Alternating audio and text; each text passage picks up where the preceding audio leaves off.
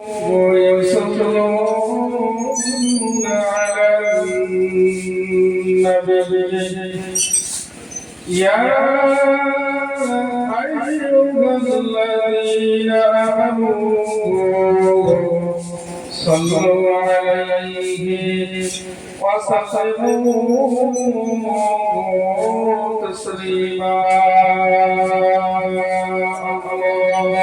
اللهم صل على سيدنا مولانا محمد وعلى آل سيدنا مولانا محمد صلوا على محمد صلوا على محمد أهدم سباسري فاغنا محمد اللهم صل على سيدنا مولانا محمد وعلى سيدنا مولانا محمد صلوا على محمد صلوا على صدر الأمين مصطفى كان إلا رحمة للعالمين اللهم صل على سيدنا مولانا محمد وعلى سيدنا مولانا محمد فقد قال الله تعالى في كلامه المجيد الفرقان بالحميد فأعوذ بالله من الشيطان الرجيم بسم الله الرحمن الرحيم وما خلقت الجن والإنس إلا ليعبدون وقال أيضا الذي خلق الموت والحياة ليبلوكم أيكم أحسن عملا وهو العزيز الغفور إلى آخر الآيات. وقال رسول الله صلى الله عليه وسلم إذا مات الإنسان انقطع عنه عمله إلا من ثلاثة صدقة جارية أو علم نفع به أو ولد صالح يدعو له إلى آخر الحديث الشريف أو كما قال عليه الصلاة والسلام. সমস্ত প্রশংসা মহান সুস্থ রব্বুল আলামিনের দরবারে যিনি মহিয়ান করিয়ান সর্বশক্তিমান রাজা সর্বজায়গায় বিরাজমান সেই মহান সুস্থ রব্বুল আলামিনের দরবারে প্রশংসা জ্ঞাপন করি সকলে বলি আলহামদুলিল্লাহ। তারপরে জানাই যে নেতা নবী সরকারের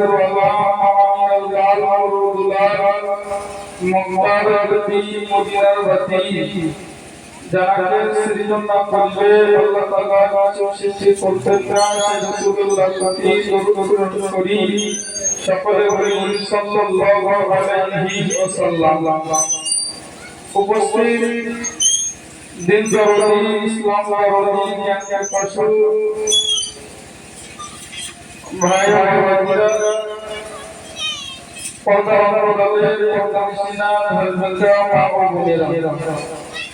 প্রত্যেকে নিয়ে আমার অন্তরস্থল থেকে সালাম মুবারকাত। আসসালামু আলাইকুম ওয়া রাহমাতুল্লাহ। আজকে মূলত উদ্দেশ্যে এই জলসার আয়োজন খুব বেশি প্রত্যেকে জানেন, শুনেছে, গানে মাইকে ঘোষণা করা হয়েছে।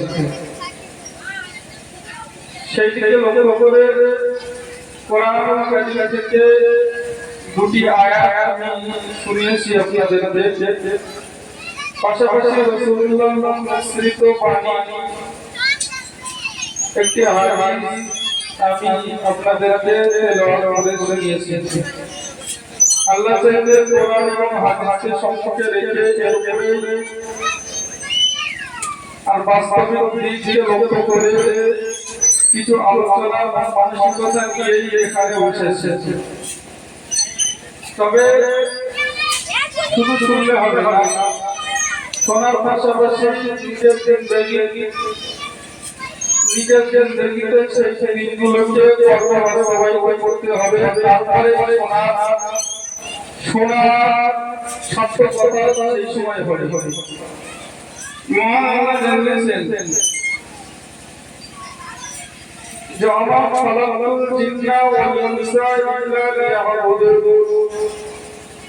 আমি জিন এবং ইনসানকে সৃষ্টি করেছি ইবাদত বন্দেগী করার জন্য।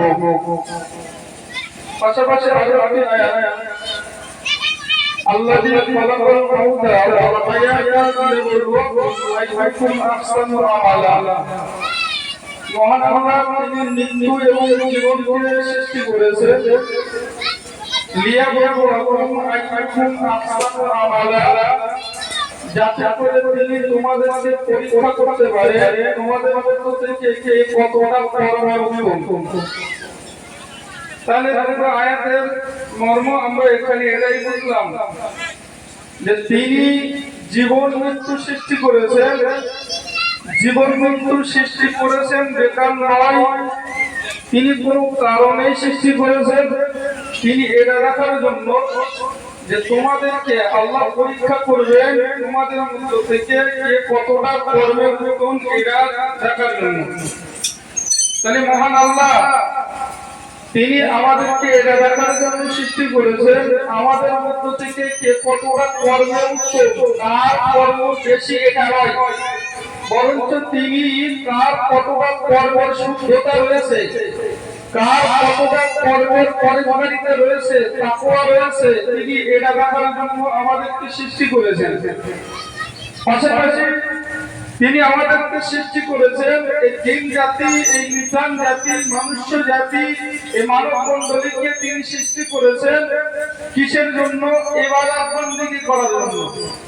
তাহলে আল্লাহ পাক রব্বুল আলামিন তিনি আমাদেরকে বেকার সৃষ্টি করেননি, বরঞ্চ আমরা যাতে ইবাদত বন্দেগী করি সেই ইবাদত বন্দেগী করাটাই আল্লাহর মূলত মুখ্য উদ্দেশ্য।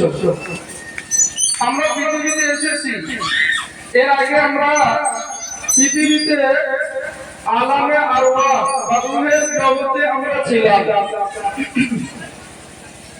প্রত্যেকটা মানুষকে চারটি জগৎ পদার্পণ করতেই হবে।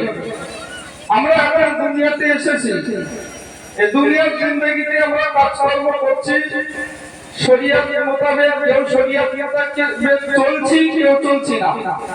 কিন্তু এখান থেকে মানুষ সৃষ্টির কোটি কোটি বছর পূর্বে আল্লাহ তাআলা রূহ দিগকে সৃষ্টি করেছিলেন। সেই সময় ছিল আলামে আরওয়াহ মানে রূহের জগৎ। আল্লাহ রব্বুল আলামিন তিনি রূহ দিগকে সৃষ্টি করেছিলেন। সেই রূহ দিগকে সৃষ্টি করে আল্লাহ রব্বুল আলামিন তিনি যে সৃষ্টি করেছেন সেই রূহ দিগকে ডেকে বললেন, রূহরা আমি যে তোমাদেরকে সৃষ্টি করেছি তোমরা বলো আমি কে এবং তোমরা কে? আল্লাহ বললেন যে আলাস্তু বিরাব্বিকুম, আমি কি তোমাদের প্রভু নই? এ কথা আল্লাহ বললেন। রূহরে এক বাক্যে বলেছিল যে আল্লাহ আপনি আপনি এবং আমরা আমরা। মানে এটাই বোঝাতে চেয়েছেন যে আল্লাহ যেমন আমরাও তেমন। রূহগুলো স্বীকার করেনি যে আল্লাহ আমাদের সৃষ্টিকর্তা, আল্লাহ আমাদের রিজকদাতা, আল্লাহ আমাদের কর্মকর্তা, আল্লাহ আমাদের সব। তিনি খালেক, তিনি মালিক, তিনি রাযিক, তিনি মাহবুব। এই কথাগুলো, এই জিনিসগুলো রূহুরা সেই সময় স্বীকার করেনি। আল্লাহ ফেরেশতাদেরকে বললেন, ফেরেশতারা রূহদিগকে নিয়ে, সমস্ত রূহদিগকে নিয়ে 100 বছর জাহান্নামের আগুনে জ্বালাও। প্রিয় শ্রোতা মণ্ডলী, মহান আল্লাহ পাক রব্বুল আলামিন রূহদিগকে লক্ষ্য করে বললেন, যে মানুষ জাতি সৃষ্টি করার কোটি কোটি বছর পূর্বে আল্লাহ পাক রব্বুল আলামিন রূহদিগকে সৃষ্টি করলেন। এই রূহদিগকে সৃষ্টি করার পরে রূহদিগকে লক্ষ্য করে বললেন, ও রূহরা তোমরা বলো, আলাস্তু বিরাব্বিকুম, আমি কি তোমাদের প্রভু নই? রূহগুলো একবারকে বলেছিল, আল্লাহ পাক রব্বুল আলামিন আপনি এবং আমরা রূহগুলো এটাই বুঝাতে চেয়েছেন, আল্লাহ পাক আপনি যেমন আমরাও তেমন। আল্লাহ পাক রব্বুল আলামিন তিনি ফেরেশতাদেরকে বললেন, ও ফেরেশতারা রূহগুলোকে নিয়ে যাও 100 বছর জাহান্নামের আগুনে নিক্ষেপ করো, 100 বছর আগুনে জ্বালাও। 100 বছর আগুনে জ্বালানো হলো। 100 বছর আগুনে জ্বালানোর পরে আবার রূহদিগকে আল্লাহ পাক রব্বুল আলামিন লক্ষ্য করে বললেন, ও রূহরা তোমরা বলো, আমি কে? আলাস্তু বিরাব্বিকুম, আমি কি তোমাদের প্রভু নই? সে রূহগুলো সেই সময় বলেছিল, আল্লাহ পাক আপনি যেমন আমরাও তেমন। রূহগুলো দ্বিতীয়বার একই জিনিস বোঝাতে চেয়েছেন, দ্বিতীয়বার স্বীকার করেন যে আল্লাহ আমাদেরকে সৃষ্টি করেছেন। দ্বিতীয়বার স্বীকার না করার কারণে আল্লাহ পাক রব্বুল আলামিন ফেরেশতাদিগকে লক্ষ্য করে বললেন, ও ফেরেশতারা রূহগুলোকে নিয়ে 100 বছর খানা বন্ধ করে দাও। 100 বছর খানাকে বন্ধ করে দেওয়া হলো। 100 বছর খানাকে বন্ধ করে দেওয়ার পরে আবার ফের 100 বছর পরে রূহগুলোকে লক্ষ্য করে আল্লাহ পাক রব্বুল আলামিন বললেন, ও রূহরা আলাস্তু বিরাব্বিকুম, আমি কি তোমাদের প্রভু নই? প্রথমবারে যে কথা বলেছিল দ্বিতীয়বারে একই কথা, কিন্তু তৃতীয়বারের মাথায় সব অহংকার চূর্ণ বিচূর্ণ হয়ে গেল। রূহগুলো তৃতীয়বারের মাথায় বলে উঠল, ক্বালু বালা শাহিদনা, ও রব্বুল আলামিন হ্যাঁ আপনি আমাদের প্রভু, আপনি আমাদের মাহবুব, আপনি আমাদের খালেক, আপনি আমাদের মালিক, আপনি আমাদের রাযিক, আপনি আমাদের রিজকদাতা, আপনি আমাদের সৃষ্টিকর্তা, আপনি সব কিছুই করনেওয়ালা। তৃতীয়বারের মাথায় এই স্বীকারটা করে নিলেন। তাহলে আমরা রূহের জগতে ছিলাম, সেখানে আমরা স্বীকারবদ্ধ হয়েছিলাম, আমরা অঙ্গীকারবদ্ধ হয়েছিলাম যে আল্লাহ পাক রব্বুল আলামিন তিনি বলেন আমাদের সৃষ্টিকর্তা, তিনি হলেন আমাদের রিজকদাতা। তাহলে আমরা পৃথিবীর জমিনে এসে আমরা নিজেরা আল্লাহর লিখিত নিয়ম নীতিমালার উপরে না চলে আমরা আল্লাহর বিধানগুলোকে একেবারে চুরমার করে দিচ্ছি। তাহলে আমরা রূহের জগতে ছিলাম, রূহের জগতে আমরা স্বীকারবদ্ধ হয়েছিলাম, অঙ্গীকারবদ্ধ হয়েছিলাম যে আল্লাহ আপনি হলেন খালিক, আপনি হলেন মালিক, আপনি হলেন রাযিক, আপনি হলেন রিজকদাতা, আপনি হলেন সৃষ্টিকর্তা, আপনি হলেন কর্মকর্তা, সবকিছুই করনেওয়ালা। কিন্তু আমরা পৃথিবীর জমিনে এসেছি, আল্লাহ পাক রব্বুল আলামিন তিনি যে আমাদের রিজকদাতা, তিনি যে আমাদের খালিক সৃষ্টিকর্তা, তিনি আমাদের বিধানগুলো দিয়েছেন, সেগুলোকে আমরা পুরোপুরি বেমালুম ভুলে গিয়ে আমরা নিজেরা নিজেদের ইচ্ছাগুলোকে প্রাধান্য দিয়েছি। এটাই হলো দুঃখের বিষয়, এটাই হলো পরিতাপের বিষয়, এটাই হলো আফসোসের বিষয়। আমরা যেমন ভাবে আমরা জগতে অঙ্গীকার করতে হয়েছিলাম, ঠিক তেমনি ভাবে এই দুনিয়াতে এসে যদি আমরা সেই অঙ্গীকারটাকে স্থায়িত্ব রেখে দিতে পারতাম, তারপরে হতো আমাদের সত্য কথা। রুহুটা এমন একটা জিনিস, এই রুহু সম্পর্কে কাফের বেদিনেরা রাসূলুল্লাহকে জিজ্ঞাসাবাদ করলেন যে রুহুটা কি জিনিস। রুহের দুটো অবস্থা রয়েছে, একটা হলো চলন শক্তি আর একটা হলো জীবনী শক্তি। রুহের যে দুটো অবস্থা, মানুষ যখন ঘুমিয়ে পড়ে ঠিক সেই সময় রুহের যে দুটো অবস্থার মধ্য থেকে একটা অবস্থা দুর্বৃত হয়।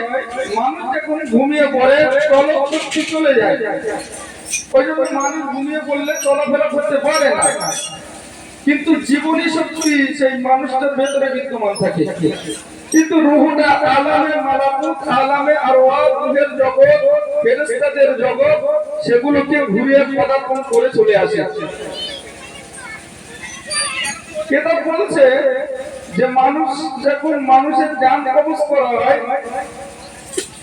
তখন তার পুরোপুরি জীবনী শক্তি চলে যায় না, তার জীবনী শক্তি থাকে। আর এটাও মাথায় রাখুন যে জীবনী শক্তি না থাকলে পরে রুহে দেহে আসতে পারে না, জীবনী শক্তি থাকলে পরে রুহে দেহে ঢুকতে পারে না। রুহু থাকার জন্য জীবনী শক্তি থাকাটা মাস্ট, কিন্তু জীবনী শক্তি না থাকলে পরে রুহু আসতে পারে না। মালাকুল মউত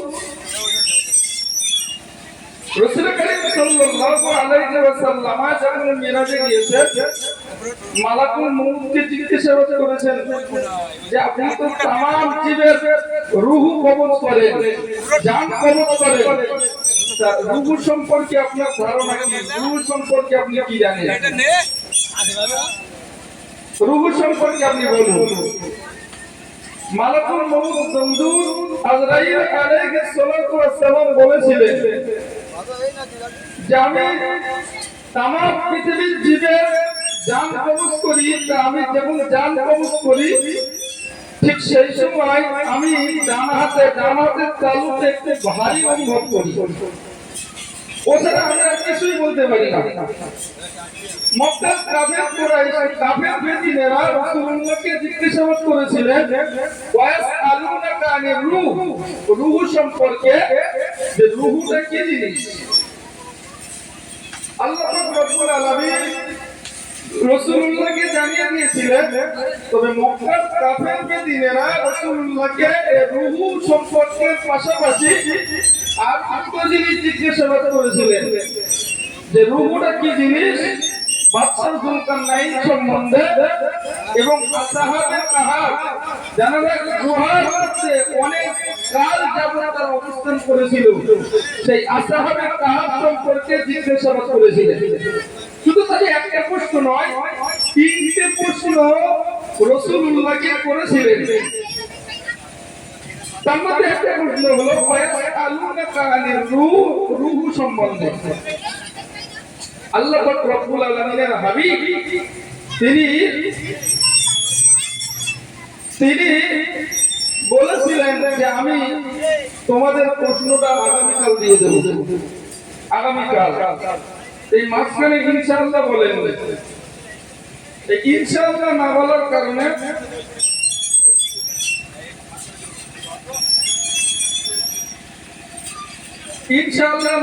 কারণে অনেকদিন ওই বন্ধ ছিল। ওই এসেছিলেন, আমার মূলত ওদিকে যাওয়ার নয়, যেটা বোঝাতে চাইছি যে মক্কার কাফের বেদিনেরা রাসূলুল্লাহকে জিজ্ঞাসাবাদ করেছিলেন রূহ কি জিনিস, রূহটা কি জিনিস। রাসূলকে জানিয়ে দেওয়া হয়েছিল ইয়া রাসূলুল্লাহ আপনি বলে দিন যে কুলির রূহু মিন আমরি রাব্বি, রূহটা হলো আল্লাহর আদেশ, আল্লাহর আদেশ, আল্লাহর হুকুমের গোলাম। এই রূহটাই হলো আসল। মানুষ পৃথিবীতে যদি ভালো কাজ করে, ভালো কাজের প্রতিদান স্বরূপ তাকে জান্নাত দেওয়া হবে। এই জান্নাতের নাজ নিয়ামত উপভোগ করবে রূহটা, দেহ নয়। আবার ফের মানুষ যদি কোনো খারাপ কাজের শিকার হয়, খারাপ কাজ করে পৃথিবীতে, আল্লাহর বিধানগুলোকে মেনে না যদি চলে, তার জন্য পৃথিবী থেকে চলে গেলে আল্লাহর যে ওয়াদা অঙ্গীকার রয়েছে, আল্লাহর যে ওয়াদা রয়েছে যে যারা আমার বিধানগুলোকে মান্যতা দিয়ে চলবে না তাদের জন্য রয়েছে জাহান্নাম। তবে জাহান্নামের শাস্তি দেওয়া হবে রূহের উপরে, দেহের উপরে নয়। রূহটাই হলো আসল। এই দেহটা চিরস্থায়ী নয়, দেহটা হলো ক্ষণস্থায়ী, কিন্তু রূহটা হলো চিরস্থায়ী, রূহটা চিরকাল অবস্থান করবে। তারপর রূহের জগতে গিয়ে আমরা অঙ্গীকারবদ্ধ হয়েছিলাম যে আল্লাহ আপনি হলেন খালিক, আপনি হলেন মালিক, আপনি হলেন মাহবুব। কিন্তু রূহের জগৎ থেকে আমাদেরকে, আমরা দুনিয়াতে এসেছি, দুনিয়াতে আল্লাহর কাছে আমরা অঙ্গীকারবদ্ধ হয়েছিলাম রূহের জগতে যেমন ভাবে, ঠিক আমরা দুনিয়াতে এসে এমন ভাবে যদি চলাচলতি করি, তারপরেই হবে আমাদের নিজেদের সার্থকতা। আল্লাহ দুনিয়াতে আমাদেরকে সৃষ্টি করেছেন বেকার নয়। আল্লাহ দুনিয়াতে আমাদেরকে সৃষ্টি করেছেন ওমা খালাকতুল জিন্না ওয়াল ইনসা ইল্লা লিয়াবুদুন। আল্লাহ বললেন আমি জিন এবং ইনসানকে সৃষ্টি করেছি যাতে করে তোমরা ইবাদত বندگی করো। তাহলে মূলত আল্লাহর উদ্দেশ্য হলো ইবাদত বندگی করা। তাহলে ইবাদতটাই হলো উৎস, ইবাদতটাই হলো মূল উদ্দেশ্য।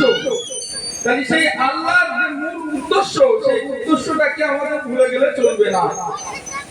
এই যে কারেন্টের উদ্দেশ্য হলো পাওয়ার হাউস, উদ্দেশ্য উৎস। তাহলে কারেন্টের উৎস হলো পাওয়ার হাউস। পাওয়ার হাউস যদি না থাকে কারেন্ট আর হবে না। গাছের উৎস হলো মাটি, মাটি ছাড়া গাছ বাঁচতে পারে না। ইবাদতের আল্লাহ মানুষ সৃষ্টি করেছেন, তার উদ্দেশ্য হলো ইবাদত বندگی করা। তাহলে কোনো মানুষ যদি ইবাদত বندگی না করে, উৎসটাকে যদি ভুলে যায়, আল্লাহর উদ্দেশ্যটাকে যদি ভুলে যায়, সেই মানুষটা অকেজ হয়ে যাবে, বেকার হয়ে যাবে, অসার হয়ে যাবে। সে মানুষের কোনো লাভ নাই, সে মানুষটা ধ্বংস হয়ে যাবে। কিন্তু প্রত্যেকটা মানুষ আল্লাহর বিধান কোলের মধ্যে রয়েছে, কেউ স্বেচ্ছায় কেউ অস্বেচ্ছায়। আল্লাহর বিধানকে মান্যতা দিয়ে তার চলতেই হবে। কেউ স্বেচ্ছায় ইবাদত করছে, কেউ অস্বেচ্ছায় ইবাদত করছে। স্বেচ্ছায় অস্বেচ্ছায় ইবাদত বندگی করা, পেশাব পায়খানা করা, এটা একটা আল্লাহর বিধানের মধ্যে। খাওয়া দাওয়া করা, এটা একটা আল্লাহর বিধানের মধ্যে। এই বিধানগুলোকে যদি কেউ মান্যতা নিয়ে না চলে, তাহলে সে ব্যক্তি মারা যাবে, ধ্বংস হয়ে যাবে। পাশাপাশি ইবাদত বندگی করা, এটা আল্লাহর একটা বিধান। আল্লাহর ইবাদত বندگی না করলে পরে রূহটা, দেহের ভিতরে যে রূহটা রয়েছে, সেই রূহটা মারা যাবে, দেহ অসার হয়ে যাবে, বেকার হয়ে যাবে। আর যেহেতু রূহটার উপরে আল্লাহ শক্তি দেবে, আল্লাহর উদ্দেশ্য কি? ইবাদত বندگی করা। আমরা যখন সফরে যাই, সফরে যাওয়ার আগে সেখানে 2-3 দিন আমরা থাকি, কি 5 দিন একটা থাকার নিয়ত করি যে আমরা ওখানে গিয়ে একটা 1 দিন কি 5 দিন কি 7 দিন, তাই 1 দিন 5 দিন 7 দিন কি 1 মাস থাকার নিয়ত করার তাগিদে আমরা কেউ 2 দিন ধরে, কেউ 3 দিন ধরে, কেউ 5 দিন ধরে আমরা ভাবি যে ওখানে কতটা কি মাল সামান আমাদের নিয়ে যেতে হবে, কতটা কি আমাদের নিয়ে যেতে হবে। কিন্তু আমরা যেখানে চিরকাল অবস্থান করব, যেখানে যে জায়গাটা আমাদের চিরস্থায়ী, যে জায়গাটা আমাদের ক্ষণস্থায়ী, সেটাকে আমরা বেশি প্রাধান্য দিচ্ছি না। তো যে জায়গাটা আমাদের চিরস্থায়ী, সেই চিরস্থায়ী জায়গা যাওয়ার আগে আমরা পৃথিবীতে কতটা আমরা ভাবনা চিন্তা করেছি, পৃথিবীতে আমরা কতটা ইবাদত বندگی করতে পেরেছি, সে সম্পর্কে আমরা কতটা চিন্তা ভাবনা করতে পেরেছি যে আমাদের ইবাদত বندگی হচ্ছে না হচ্ছে না, এই সম্পর্কে আমাদের কতটা চিন্তা চেতনা। আল্লাহ রাব্বুল আলামিন আমাদের তো সৃষ্টি করলেন, তিনি মৃত্যু দিয়েছেন, জীবন দিয়েছেন। জীবন এবং মৃত্যুর মাঝখানে একটা সময় রয়েছে, সেই সময়টা হলো দুনিয়ার জিন্দেগি। সেই দুনিয়ার জিন্দেগিতে আমরা কতটা কামিয়াবি হতে পেরেছি, কতটা আমরা কর্ম করতে পেরেছি, কতটা আমরা আল্লাহর বিধানগুলোকে প্রাধান্য দিয়ে আমরা চলতে পেরেছি। আর যে ব্যক্তি আল্লাহর বিধানগুলোকে প্রাধান্য দিয়ে চলে সেই ব্যক্তি তো কামিয়াবি। আর ওটাই হলো আল্লাহর উদ্দেশ্য। আল্লাহ যাতে বান্দা বান্দীরা ইবাদত বন্দেগী করে সেটার দিকেই লক্ষ্য রাখে। হযরত আদম আলাইহিস সালাতু ওয়াস সালাম, তিনি আদম আলাইহিস সালাতু ওয়াস সালামকে সৃষ্টি করলেন ফেরেশতাদের কাছ থেকে অনুমতি নিয়ে। ফেরেশতাদেরকে ডেকে বললেন, ও ফেরেশতারা, আমি একটা প্রতিনিধি সৃষ্টি করতে চাই, তোমাদের মতামত কি? ফেরেশতারা বলল, আল্লাহ, আমরা ইবাদত বন্দেগী করছি, যাকে সৃষ্টি করবেন পৃথিবীতে কি হয়তো মারামারি করবে, কাটাকাটি করবে, রক্তারক্তি করবে, হাঙ্গা দাঙ্গামা করবে, অতএব প্রতিনিধি সৃষ্টি করে কোনো লাভ নেই। আল্লাহ বললেন, বলা ইন্নী আ'লামু মা লা তা'লামুন, আমি যা জানি তোমরা তা জানো না। তোমাদের কাছ থেকে একটা পরামর্শ করার দরকার ছিল, পরামর্শ করলাম, কিন্তু আমি যেটা জানি তোমরা সেটা জানো না। তোমরা একটা ফয়সালা দিয়েছো, তোমরা একটা কথা বলেছো, কিন্তু আমি যেটা বিষয় সম্পর্কে জানি তোমরা জানো না। আল্লাহ রাব্বুল আলামিন প্রতিনিধি সৃষ্টি করলেন, হযরত আদম আলাইহিস সালাতু ওয়াস সালামকে সৃষ্টি করলেন। সৃষ্টি করার পরে জান্নাতে দিয়ে দিলেন। তিনি একাকিত্ব বোধ করছিলেন।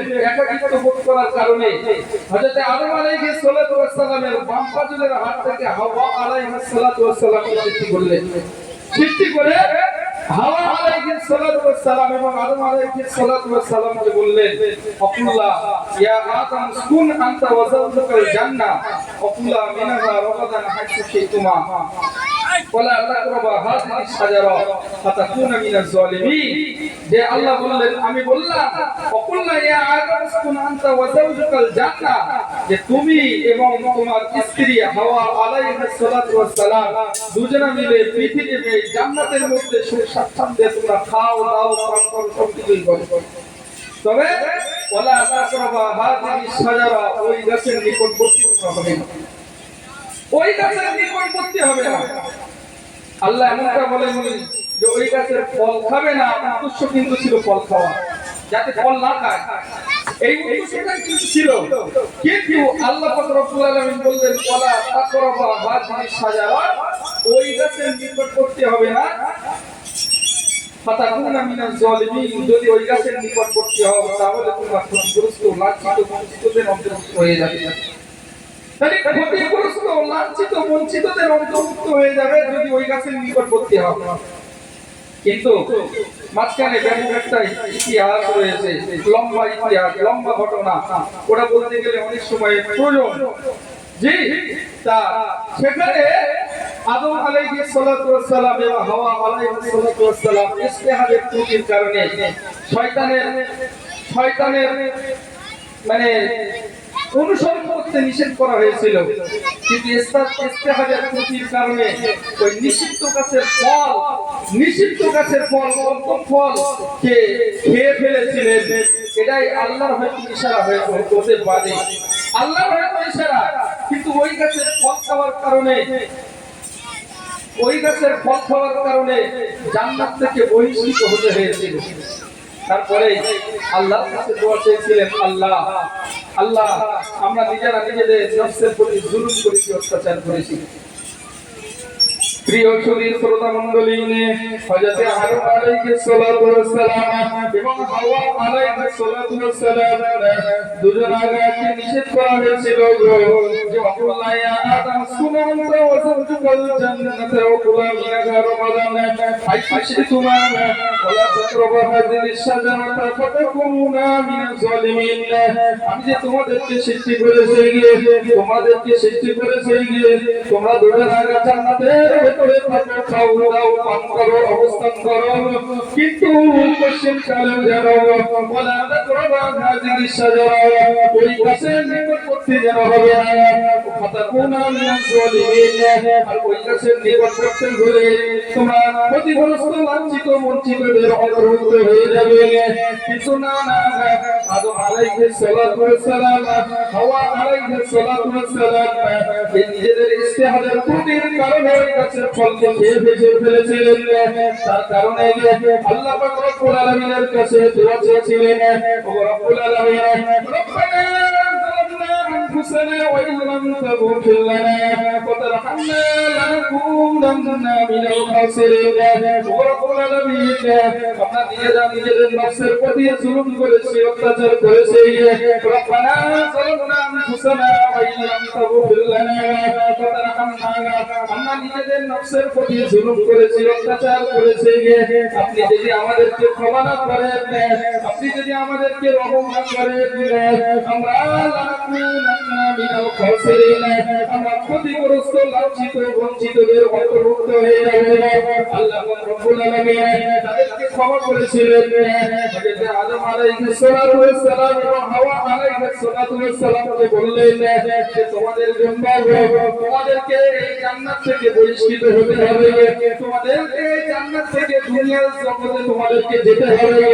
আল্লাহ রাব্বুল আলামিন বললেন আমি তোমাদেরকে ক্ষমা করলাম, তবে তোমাদেরকে জান্নাতে চিরকাল থাকতে পারবে না, তোমরা তোমাদেরকে জান্নাত থেকে বহিষ্কৃত হতে হবে। আল্লাহ পাক রব্বুল আলামিন বললেন তোমাদেরকে নিচে নামতে হবে, তোমরা প্রত্যেকে নিচে নামো। ফাইমা ইয়াতিয়াকুম মিন্নি হুদান ফামান তাবিয়া হুদায়া ফালা খাউফুন আলাইহিম ওয়ালা হুম ইয়াহজানুন।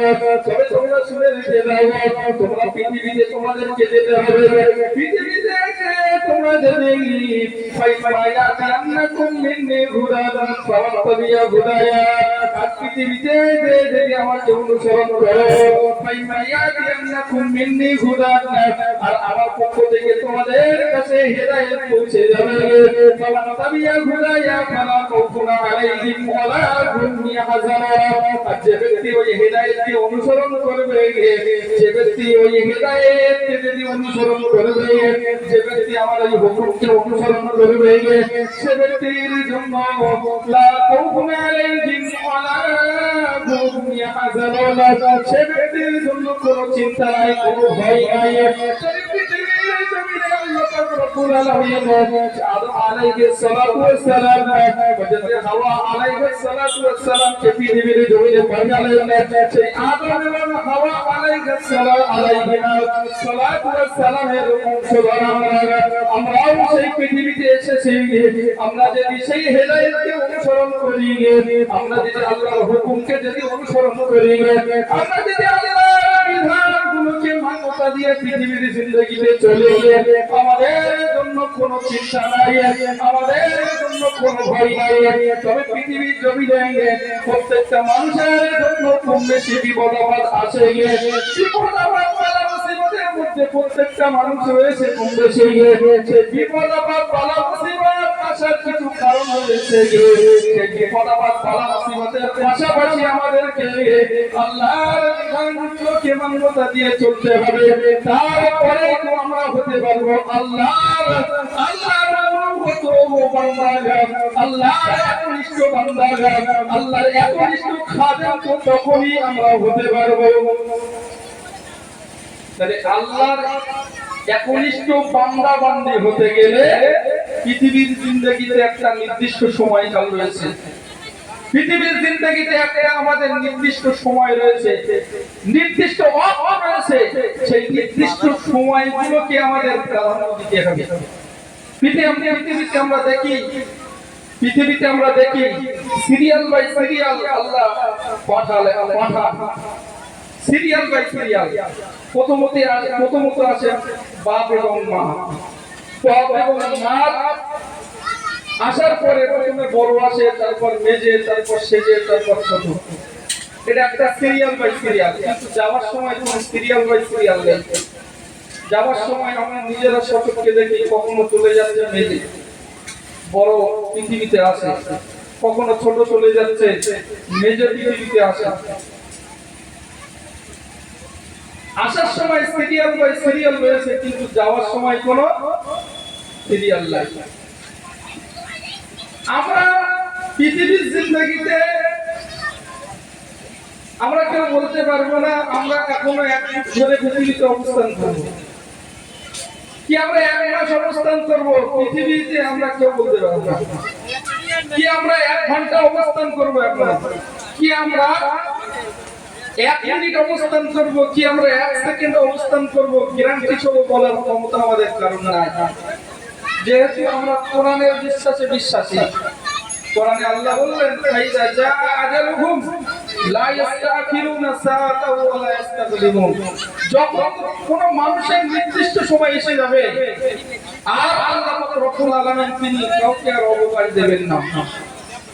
তবে এই পৃথিবীর জিন্দেগি থেকে সবচেয়ে বেশি আফসোস করতে থাকবে যে জিনিসের কারণে, সেটা হলো মাল ধন সম্পদের যাকাত না দেওয়ার কারণে। আল্লাহ বললেন ওয়া আনফাকু মিম্মা রাযাকনাকুম মিন ক্বাবলি আইয়াতিয়া আহাদাকুমুল মাউত ফায়াকুলু রাব্বি লাউলা আখখারতানি ইলা আজালিন করিম ফাআসসাদদাকু ওয়া আকুম মিনাস সালিহিন। তোমরা ওয়া আনফাকু, তোমরা খরচ করো, তোমরা আল্লাহর রাহে ব্যয় করো। মিম্মা রাযাকনাকুম, আল্লাহ বললেন যা আমি তোমাদেরকে রিজিক দিয়েছি, যা আমি তোমাদেরকে দিয়েছি সেই রিজিক থেকে তোমরা আল্লাহর রাহে খরচ করো। ওয়ানফাকু মিম্মা রাযাকনাকুম মিন ক্বাবলি আইয়াতিয়া আহাদাকুমুল মাউত, আর এমন সময় মৃত্যু এসে যাবে সেই সময় তোমরা বলবে, খরচা তো করবে না, খরচা না করার পরে সেই সময় তোমরা বলবে ফায়াকুলু রাব্বি লাউলা আখখারতানি ইলা আজালিন করিম, মৃত্যু নিকটবর্তী যখন হবে ঠিক সেই সময় সেই ব্যক্তি আফসোস করতে থাকবে, আল্লাহ আমার যদি আরো কিছুকাল যদি অবকাশ দেওয়া হতো। ফায়াকুলু রাব্বি লাউলা আখখারতানি ইলা আজালিন করিম ফাআসসাদদাকু ওয়া আকুম মিনাস সালিহিন, আর যদি আপনি কিছুকাল অবকাশ দিতেন তাহলে আমি সাদকা করতাম, নেক বান্দাদের নেক বান্দীদের অন্তর্ভুক্ত হতে পারতাম। আল্লাহ বললেন ওয়ালা ইয়াগফিরুল্লাহু নাফসান ইযা জাআ আজালুহা আল্লাহু খাবীরুম বিমা তা'মালুন, আল্লাহ নির্দিষ্ট সময় যখন এসে যাবে আর 1 মাস 1 মিনিট 1 ঘন্টা 1 সেকেন্ডেও আল্লাহ তাআলা অবকাশ দেবেন না। তাই আমরা যদি কোরআনকে বিশ্বাস করি, কোরআনের বিধানগুলোকে, কোরআনের নীতিমালাগুলোকে যদি আমরা বিশ্বাস করি, তাহলে আমরা পরকালে আমাদের একটা জগৎ রয়েছে, আমরা তো 4টে জগৎকে আমাদের পড়াশোনা করতে হবে। আলাদা আরো ওই আমরা ছিলাম, একটা জগৎ থেকে আরেকটা জগতে আমরা এসেছি, আমরা দুনিয়ার জগতে এসেছি। এই দুনিয়ার জগৎ ছেড়ে আমরা চলে যাব আলামে বারজাখে, কবরের জগৎ, কবরের একটা জগৎ রয়েছে, কবরের জগৎ ছেড়ে আমরা তারপরে চলে যাব আলামে আখিরাত। এই দুনিয়ার জিন্দেগিতে আমরা যেমন বলতে পারবো না আমরা আরো অনেক দিন অবস্থান করব, আমরা 1 সেকেন্ড অবস্থান করব, এটা যেমন বলতে পারবো না।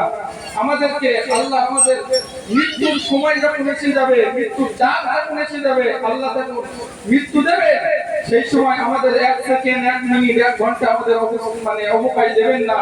এটাই যেমন সত্য কথা, ঠিক পাশাপাশি এখান থেকে আমাদের আলামে বারজাখে কবরের জগতে চলে যেতে হবে, সেখানেও একটা সময় রয়েছে।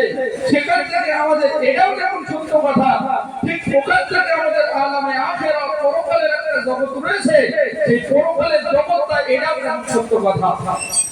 আমরা যদি পৃথিবীর জিন্দেগি থেকে পরেজগার আল্লাহ ওয়ালা খোদা বিরোধী না হতে পারি, পরেজগার আল্লাহ ওয়ালা খোদা বিরোধী না হতে পারি, আমরা দুনিয়ার জিন্দেগি থেকে দুনিয়া থেকে আমরা কোন জায়গায় যাওয়ার জন্য আমরা মাল সামান জোগাড় করি, আমরা দুনিয়াতে ভাবি, চিন্তা ফিকির করি, ওখানে তো যাচ্ছি, ওখানে যাওয়ার আগে আমাকে চিন্তা ফিকিরটা আগে করে নিতে হয় যে আমি ওখানে যাব, আমি 1 মাস ওখানে থাকবো কি 2 মাস থাকবো কি 1 বছর থাকবো, ওখানে থাকার পরে আমার কতটা সামান নিতে হবে, কতটা আমার টাকা পয়সা নিতে হবে, কতটা আমার কাপড় জামা কাপড় নিতে হবে, কটা জুতো স্যান্ডেল নিতে হবে, কটা আমার জামা নিতে হবে, কটা লুঙ্গি নিতে হবে। এই ব্যাপারে আমরা যেমন ভাবি দুনিয়াতে, কিন্তু যে জায়গাটা আমাদের চিরস্থায়ী জায়গা, যে জায়গাটা আমরা অবস্থান করব চিরকাল চিরস্থায়ী, পৃথিবীটা তো ক্ষণস্থায়ী, সেই জায়গার জন্য আমরা কি মাল সামান পত্র জোগাড় করেছি, কি চিন্তা ফিকির করেছি, এটাই আমাদের দেখার বিষয়। আল্লাহ বললেন লাইসাল বিররু আন তুওয়াল্লু উজুহাকুম কিবলাল মাশরিকি ওয়াল মাগরিবি ওয়ালাকিন্নাল বিররা মান আমানা বিল্লাহ। কল্যাণ কর্তব্যে রয়েছে ওয়ালাকিন্নাল বিররা মান আমানা বিল্লাহি ওয়াল ইয়াউমিল আখিরি ওয়াল মালাইকাতি ওয়াল কিতাবি ওয়ান নাবিয়্যিন। কল্যাণটা ওর ভিতরে রয়েছে, যে ব্যক্তি ঈমান আনে, যে ব্যক্তি ঈমান আনে আল্লাহর প্রতি, যে ব্যক্তি ঈমান আনে ফেরেশতাদের প্রতি, যে ব্যক্তি ঈমান আনে রাসূলগণের প্রতি, যে ব্যক্তি ঈমান আনে বিশ্বাস রাখে কিতাবের প্রতি, যে ব্যক্তি ঈমান আনে নবীগণের প্রতি ঈমান আনে, ওই ব্যক্তি তো কল্যাণ পাবে। ওয়াতাল মাল আলা হুব্বিহি যাবিল কুরবা ওয়াল ইয়াতামা ওয়াল মাসাকিনা وابن السبيل والسائلين في الرقاب وأقام الصلاة وآتى الزكاة। যে ব্যক্তি ওয়াতাল মাল আলা হুব্বিহি, আল্লাহর মহব্বতে, আল্লাহর ভালোবাসায় সম্পদকে ব্যয় করে। এখানে যাকাতের ব্যাপার না, সম্পদ দান করা। আমি ভালো করছি, আমি ভালো খাচ্ছি, আমার পাশের বাড়ি গরিব মেয়েটা, গরিব ছেলেটা কি অবস্থায় রয়েছে সে ব্যাপারেও আমার চিন্তা ফিকির করা দরকার। আমার কাছে যে সম্পদটা রয়েছে ওটা আমার নিজস্ব সম্পদ নয়, বরঞ্চ ওটা আল্লাহ আমার কাছে আমানত রেখেছেন। আমরা যদি ওই সম্পদকে আল্লাহর রাহে খরচ না করি, আল্লাহর মহব্বতে যদি যাবিল কুরবা নিকটতম আত্মীয়দের যদি না দেই, ওয়াল ইয়াতামা এতিমদেরকে যদি না দেই, ওয়াল মাসাকিন মিসকিনদেরকে যদি না দেই, ওয়াল মাসাকিনা ওয়াবন সাবিল এবং মুসাফিরদেরকে যদি না দেই, ওয়াল আফির রিকাব এবং যারা দাসের রয়েছে দাসত্ব মুক্ত করার জন্য যদি তাদেরকে না দান করি, তাহলে আমরা পরিষ্কার ব্যক্তি, আল্লাহওয়ালা ব্যক্তি, খোদাভীর ব্যক্তি কিভাবে আমরা হতে পারি? তারপরে আল্লাহ বললেন ওয়াকামাস সালাতা ওয়া আতাজ যাকাত, তোমরা নামাজকে কায়েম করো, যাকাত দাও। নামাজ হলো একটা সর্বশ্রেষ্ঠ ইবাদত, নামাজ হলো মূল ইবাদত। নামাজ না পড়লে বেহেশতের চাবি জব্দ করা যায় না। আমরা আল্লাহর বান্দা হিসেবে আল্লাহর উদ্দেশ্য কিন্তু নামাজ আদায় করা। আল্লাহ বান্দা বান্দিকে সৃষ্টি করেছেন ইবাদত বান্দি করার জন্য, নামাজ আদায় করার জন্য। as-salatu mi'rajul mu'mini, নামাজ হলো মুমিনের জন্য মেরাজ স্বরূপ। সেই নামাজ যদি আমরা না পড়ি তাহলে কিসের আমরা মুমিন, কিসের আমরা ঈমানদার, কিসের আমরা আল্লাহওয়ালা, কিসের আমাদের পরেশগারিতে হচ্ছে? আল্লাহ বললেন ওয়াকামাস সালাতা ওয়া আতাজ যাকাত, নামাজকে কায়েম করো, যাকাত দাও। নামাজের সময় হবে, নামাজ পড়তে চলে যাও, সব কাজ সব বাকি। আমরা যেমন এরা পৃথিবীতে আমরা রুজির জন্য বেরিয়ে যাই, রুজির জন্য বেরিয়ে যাই এই দেহটাকে ঠিক রাখার জন্য, কিন্তু রুহটাকে ঠিক রাখার জন্য আমরা কতটা আমরা চিন্তা ফিকির করতে পারছি? রুহ ঠিক রাখার জন্য, রুহটাকে মজবুত করার জন্য আমাদের ইবাদত বন্দেগী করা লাগবে, নামাজ পড়া লাগবে।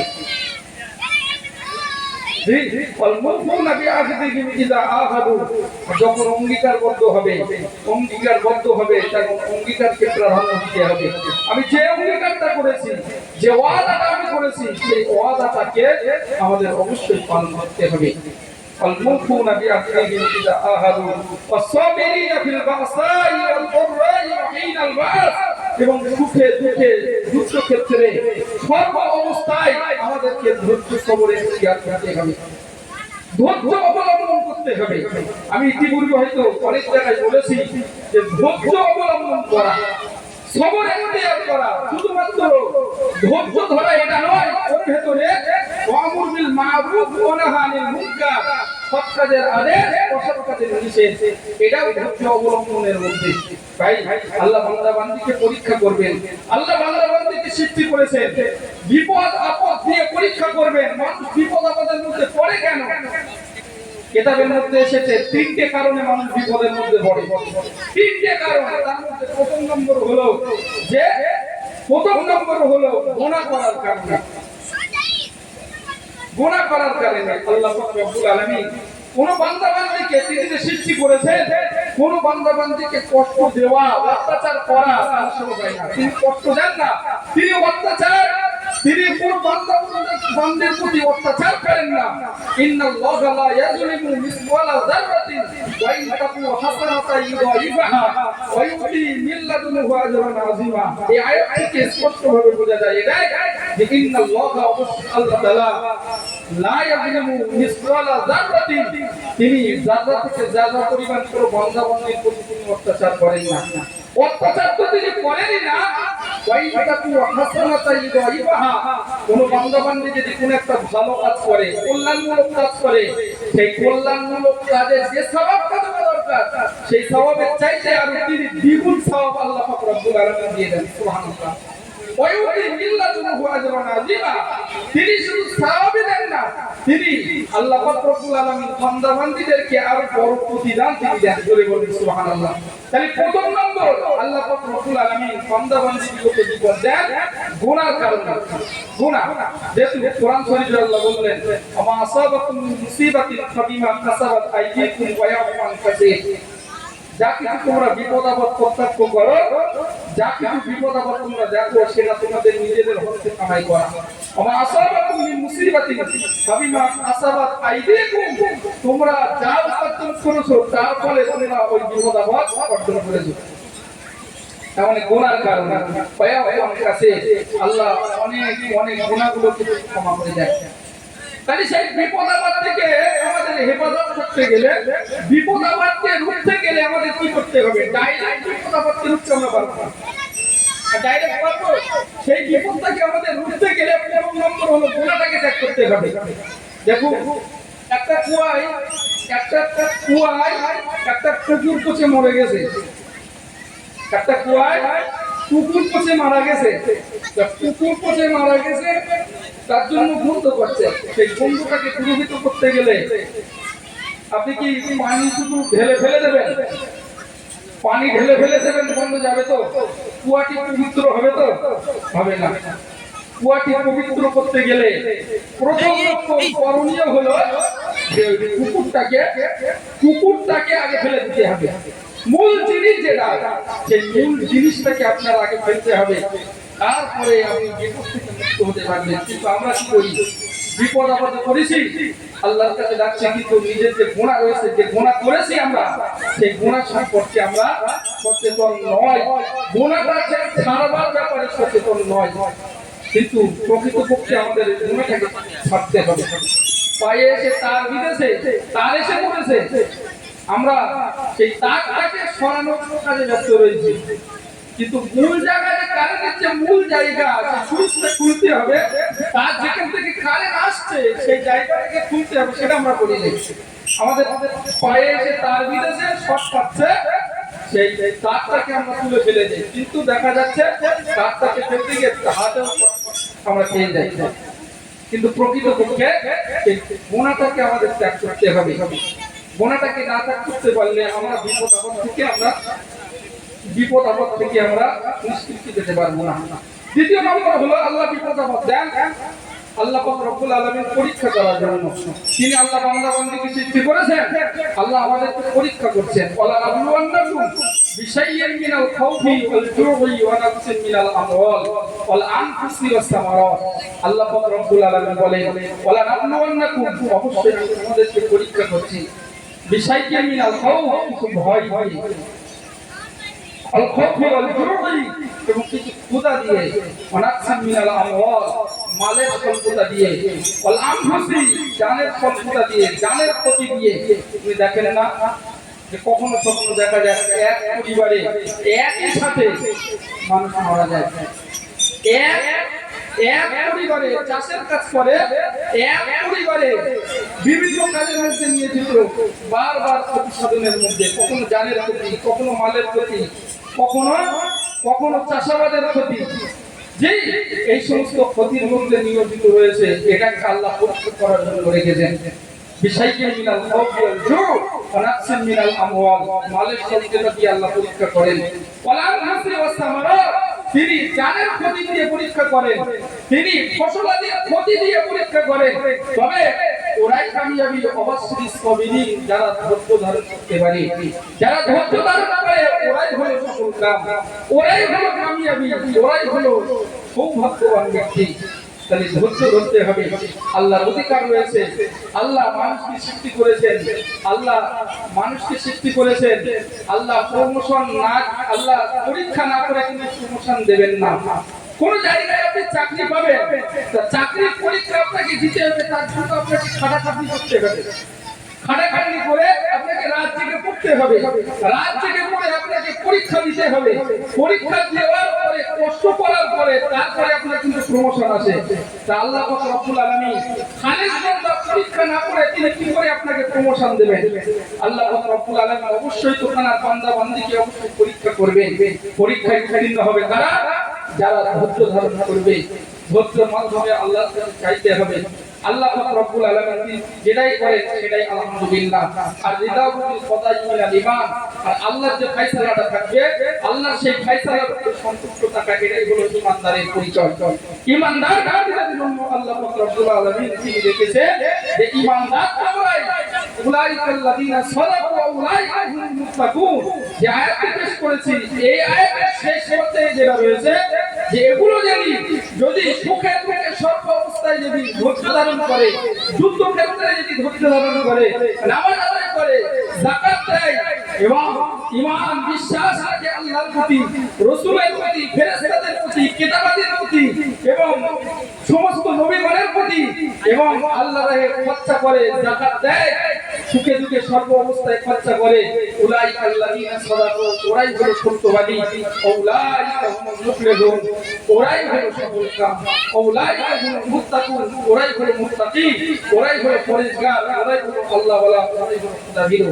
আর আল্লাহওয়ালা খোদাভীরুদের জন্য আল্লাহ রেখেছেন উলাইকা হুমুল ওয়ারিসুন, আর ওরাই হলো ওয়ারিস, কিসের ওয়ারিস?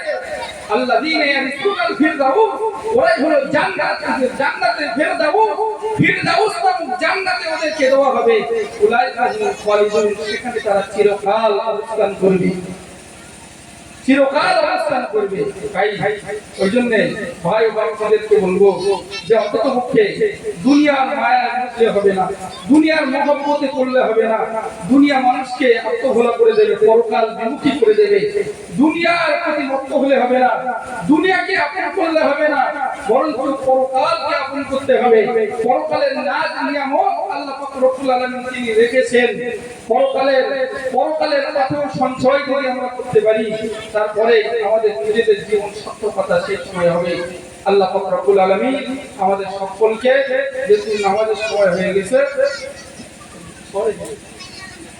নামাজের সময় হয়ে গেছে, আল্লাহ পাক রব্বুল আলামিন এতক্ষণ যাবত যা কিছু শোনালেন তার চেয়ে বেশি বেশি আমলে ইবাদতে বান্দেগি করার তৌফিক দেন। আখির দাওয়ানা।